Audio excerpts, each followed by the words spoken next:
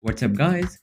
So here we have Samsung latest Galaxy Z Fold 6. If you are wondering whether Samsung has finally nailed the foldable phone design after 6 generations, well, let's just say there's still room for improvement. Let's start with the crease. That infamous line running right down the middle. You would think 6 generations in. We'd see some real improvement here, but it's still just as visible. It's surprising, especially since newer companies like OnePlus have shown it's possible to make them less noticeable with their first gen foldables. Here's the crease remains a clear reminder for the compromise you are making for a foldable screen.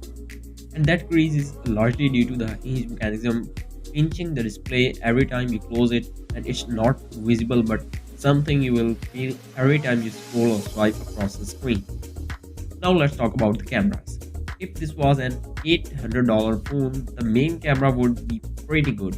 But considering the price tag of $1,900, the camera system feels like a letdown. It lacks the higher end laser autofocus and zoom capabilities you'd get on a similarly priced S24 Ultra. So, when you are in low light or taking the zoom shot, you can feel the compromise. Smaller sensor doesn't handle low lights as well as Samsung other flagship phones, or for a phone this expensive, it's noticeable at almost twice the price of S24 Ultra. This is an area where the Fold 6 could and should perform better. And for the selfies, the main rear camera isn't bad, but the 4 megapixel under display camera for selfies is disappointing. Samsung first introduced this tech on Fold 3, and while it was a cool idea, execution still feels behind.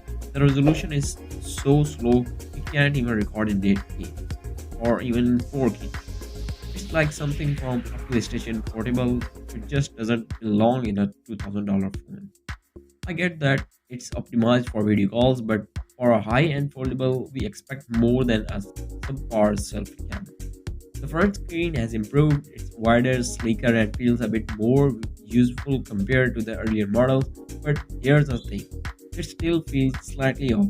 It's not quite as comfortable as using a traditional bar phone, and the device itself is bulkier when folded.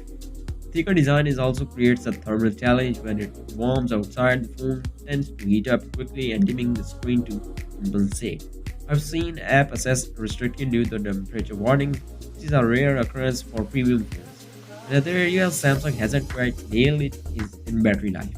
With both a larger screen and a small battery capacity than a bar phone, the Fold 6 drains between 15 to 25% faster than the S24 Ultra. So unless you are carrying a power bank with you, the phone is likely going to run out of juice sooner than expected. Now being a 2024 release, Samsung had to throw in some AI features.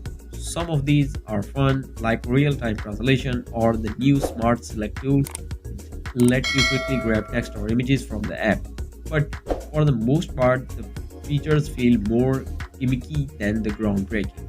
Most useful AI addition help you to do tasks faster, not necessarily adding new ones. And while it's cool that you can fetch an image and add custom objects, Samsung seems to be hold back. The tool struggles with the certain placements, and there's a noticeable limit on how close or detail you can get. One of the biggest letdowns, the foldable phone doesn't even come with a built-in S Pen slot. Unlike the S24 Ultra, where you have a dedicated space for stylus, here you will need to buy it separately and carry it around. It's a bit odd, given that it's largely screen particularly begs for stylus use. And while the Fold 6 has some neat features, it still feels a bit pretty and underpowered to be a true laptop replacement.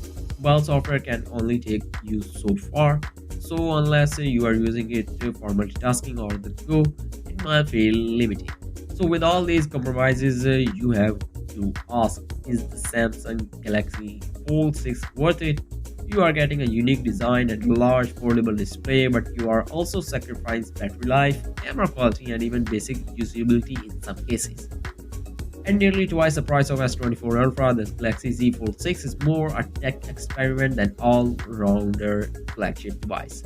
It's an eye-catching piece of hardware, but for $1,900, it's hard to recommend unless you are really dedicated to the idea of foldable screen. So, should you buy it?